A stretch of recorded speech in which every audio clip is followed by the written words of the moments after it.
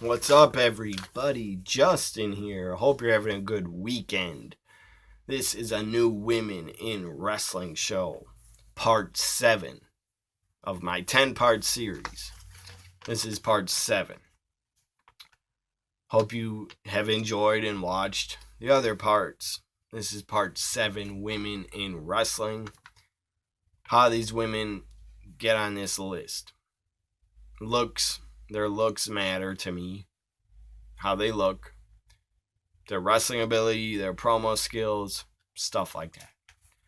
So here we go with part 7, Women in Wrestling. All these women I was a big fan of. Still in. Number 19. Number 19, this is part 7. Top 50, Women in Wrestling. Number 19.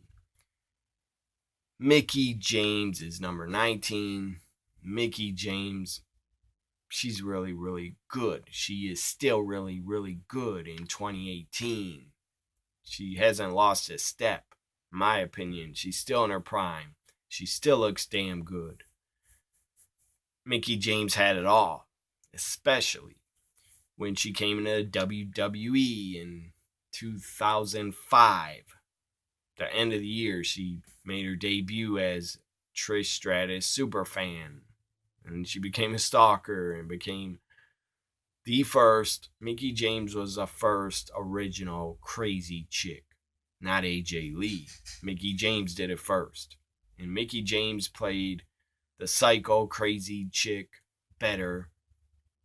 AJ Lee played it very well, but Mickie James did it first and did it better, in my opinion.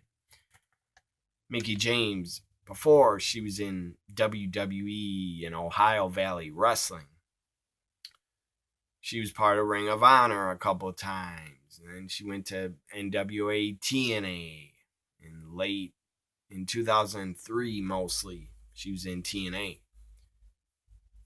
She was in a group with CM Punk, Julio De Niro, and I believe Raven. Or they were trying to get Raven's attention.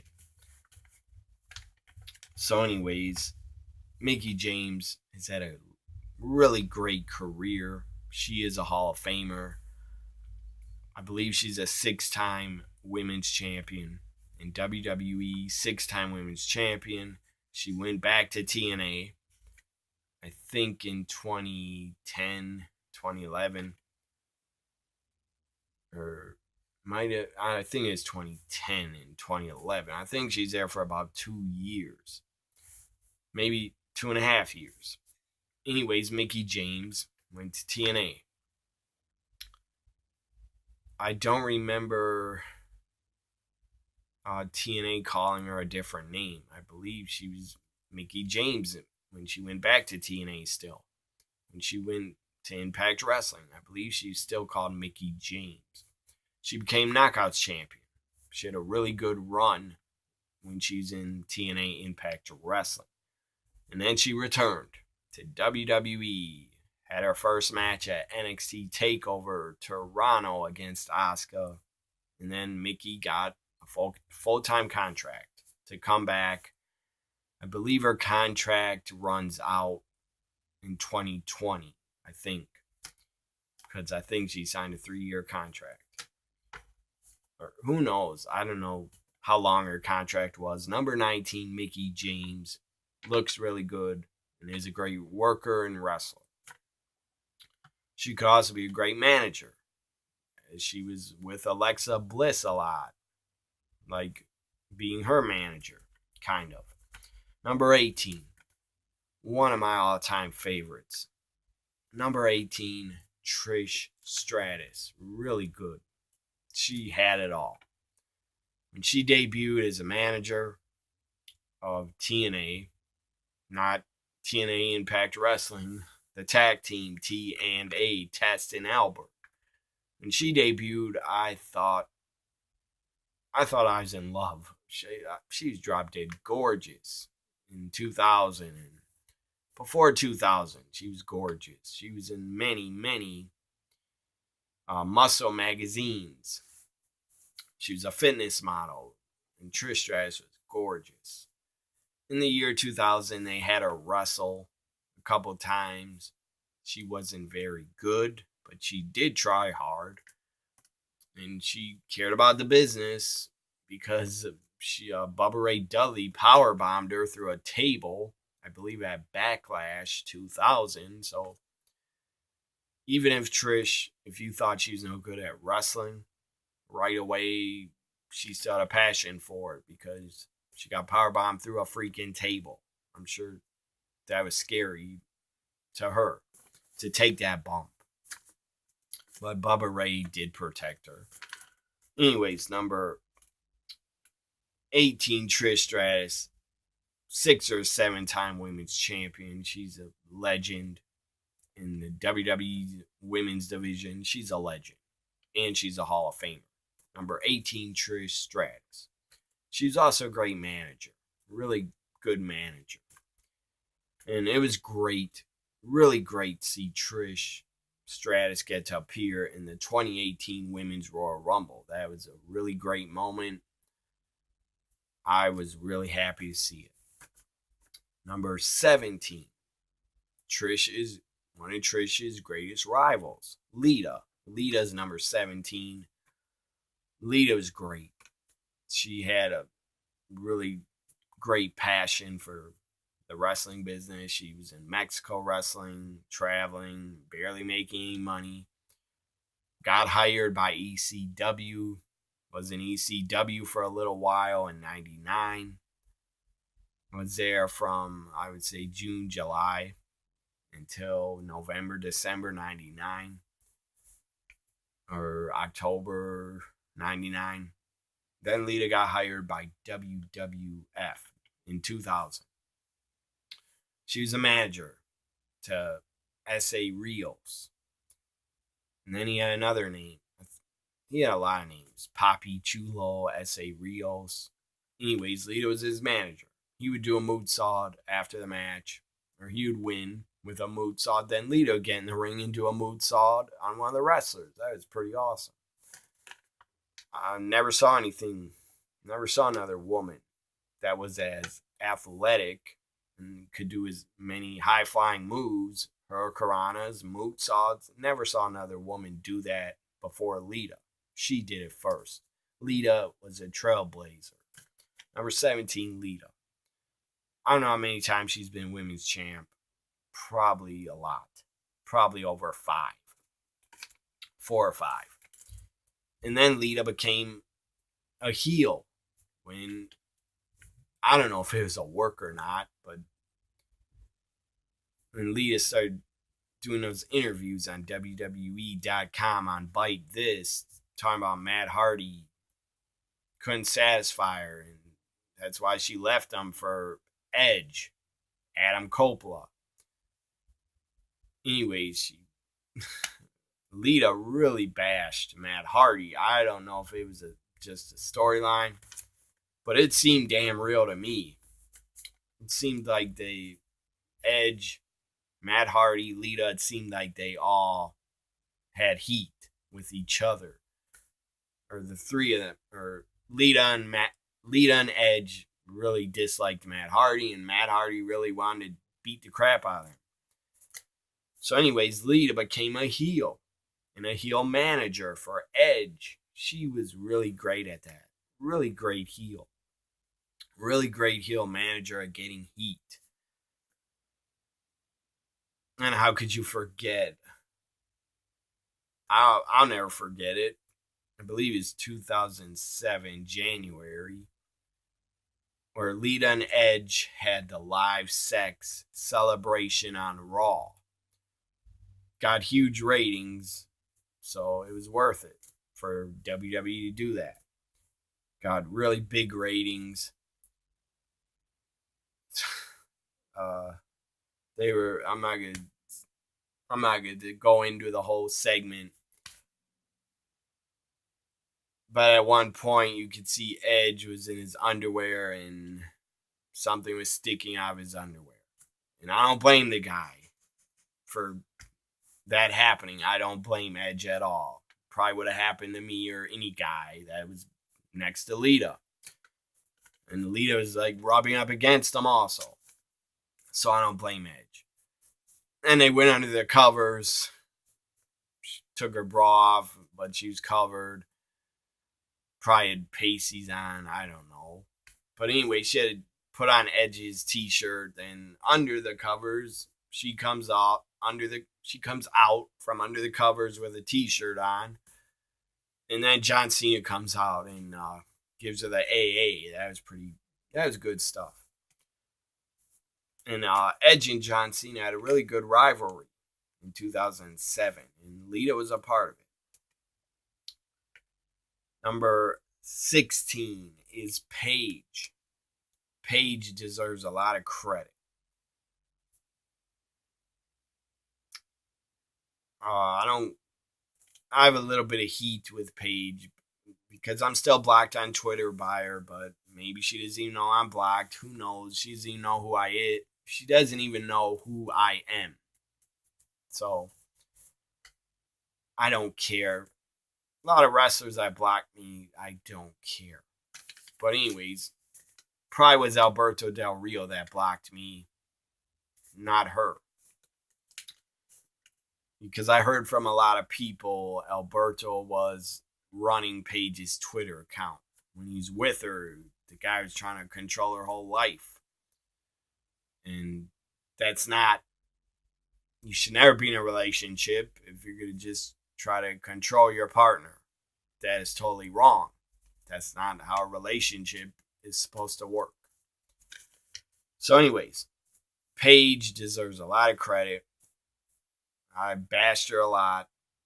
When she's with Alberto, it wasn't her fault. I do feel bad about that, but I was angry at the time. I had to get it out of my system. I had to get the anger out of me because I was really angry when she's with Alberto because I was afraid she was going to die. And he was going to kill her by the dumbass shit that he was doing. So Paige deserves a lot of credit for starting the women's revolution in WWE. Stephanie McMahon, you did not start it. Everybody knows you did not.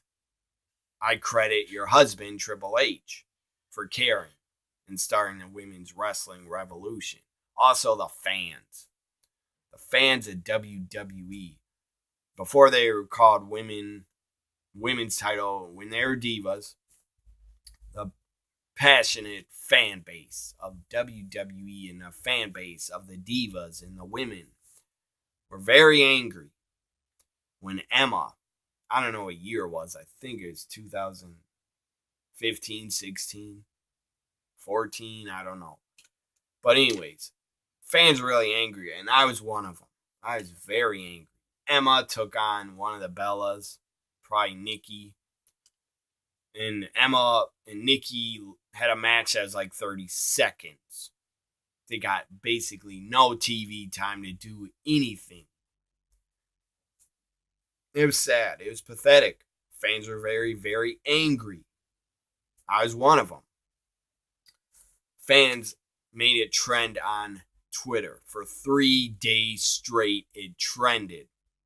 I believe it was number one trend for 3 days worldwide. Give the divas a chance. Or give divas a chance. Trended for 3 days. So that made WWE really wake up.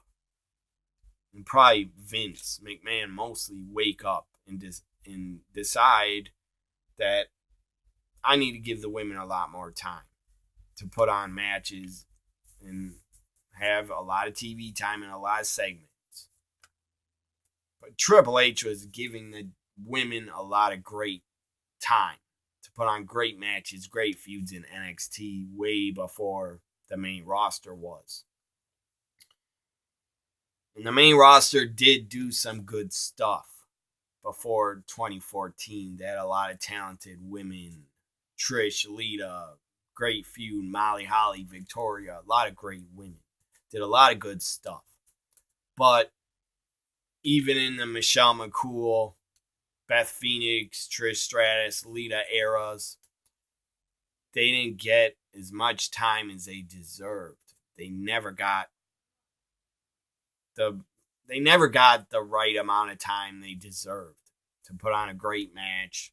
They never got a lot of segments ever, really. And if they did get a lot of time in segments, it was just basically in bra and panties matches. Or trying to, as Vince did, he didn't force Trish, but she had to bark like a dog in 2001. And she was in a bra and a thong on Raw, on her hands and knees, barking like a dog. I know she agreed to it, but still, that was not good. So never, ever, ever, I hope we never go back to those days of bras and panty matches and denigrating women and disrespecting women because they deserve respect. They're awesome, awesome talents, awesome wrestlers, awesome workers. The women deserve main events every week, and they deserve to be paid as much as the guys, and they deserve the respect we give to the male wrestlers because they got it rougher. In my opinion, women have got it tougher being on the road. In WWE, they got it a lot harder than the men. So, as I said, number 16's Paige because she deserves a lot of credit for the women's revolution in NXT. She was NXT Women's Champion for one of the longest reigns before Asuka broke it. And Paige went to the main roster and made a huge impact. Has became a worldwide star. Paige defeated AJ Lee in her debut. Raw after WrestleMania 30. Paige made her debut, won the Divas title. It was a great moment. I was very happy. And Paige is very good. Very good. And then, sadly, she got injured. Had to have neck surgery. Then she went away for over a year. And got in a really bad relationship with a really scumbag, bad guy. Very happy she's away from Alberto. Number 15, which will end part 7 of my top 50 women in wrestling. Number 15 is Angelina Love. The Beautiful People in TNA Impact Wrestling. The Beautiful People was great. Great faction. There's only 2 women, but great tag team. Great faction. I loved The Beautiful People. Angelina Love was my favorite. She's a great worker. She's a great talker. They were great heels. The Beautiful People were really good heels. Really good. They did some great stuff in TNA. I mean, they were in a feud with Roxy Laveau, a.k.a. Roxy. They were in a feud with her. They shaved her head, bald. And then, during all their matches, The Beautiful People and Angelina Love would put a paper bag over their opponent's head. That was great heat. So, number 15, Angelina Love. Holds a record, I believe, with Gail Kim. Or might have had more title reigns than Gail Kim as Knockouts champion. Angelina Love is like a 6 or 7 time Knockouts champion. She had a great career in TNA Impact Wrestling. And I feel, 2018, Angelina Love is kind of forgotten. And she should not be. She was really good at what she did. She's really good at it. Number 15 ends this part 7. 15 is Angelina Love of The Beautiful People. Someday, I know she's a mother now and has 1 or 2 kids. I don't know if she's still married to Davey Richards. I believe they might have broke up. I'm not sure. I don't follow every wrestler's relationship. But, anyways, someday this year, next year, I would like to see Angelina Love return to Impact Wrestling. I think that'd be really cool because the Knockouts division is getting a lot better, and bringing in Angelina Love would make it better. They already got Tessa Blanchard, Sue Young, Madison Rain, Taya Valkyrie, Kira Hogan, Rosemary, Allie. So they got a good amount of knockouts, and Angelina Love could just help those knockouts get better. Maybe she could work backstage as an agent. I don't know, but I'd like to see Angelina Love return and show up in TNA Impact Wrestling again. I know it's not TNA anymore, but whatever. I'd like to see her return to Impact Wrestling once again. I don't think she'll ever show up in NXT or WWE. I don't think they would ever bring her in. I doubt it. But I think Impact would. So anyways, hope you enjoyed this part 7 of my top 50 women in wrestling. I went from 19 down to 15. 19, Mickie James. 18, Trish Stratus. 17 was Lita. 16 was Paige. 15, Angelina Love. This ends part 7. Bye for now, everybody. Have a great weekend. By the way, if you have the WWE Network, don't forget, Monday and Tuesday is the UK tournament in the afternoon. It's going to be awesome. I'm going to be live tweeting it and doing some reactions. Bye for now.